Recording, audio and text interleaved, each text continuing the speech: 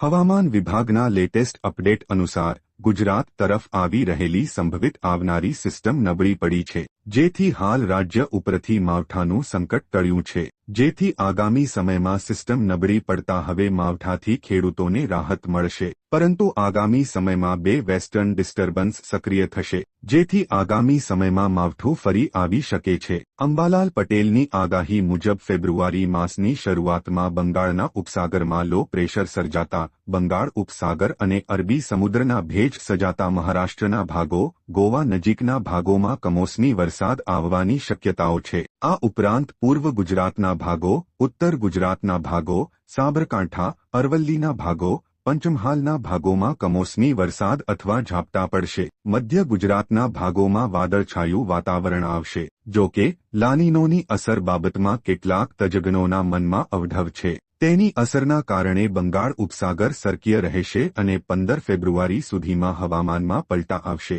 3, 4 અને 5 ફેબ્રુઆરીના રોજ અલગ-અલગ વિસ્તારમાં માવઠું થાય એવી શક્યતાઓ રહેલી છે. આ માવઠાની સૌથી વધુ તીવ્રતા સૌરાષ્ટ્ર અને મધ્ય ઉત્તર ગુજરાતમાં જોવા મળી શકે છે. ઉત્તર ગુજરાતમાં વાવ, થરાદ, બનાસકાંઠા, મહેસાણા અને સાબરકાંઠામાં માવઠું થઈ શકે છે. મધ્ય ગુજરાતમાં ગાંધીનગર અને અમદાવાદ 3, 4 તારીખે એકદમ સામાન્ય છૂટાછવાયા વરસાદી ઝાપટા પડી શકે છે. આણંદ, નડિયાદ, ખેડા અને વડોદરામાં 4 તારીખે મધ્યમથી ભારે ઝાપટું પડી શકે છે.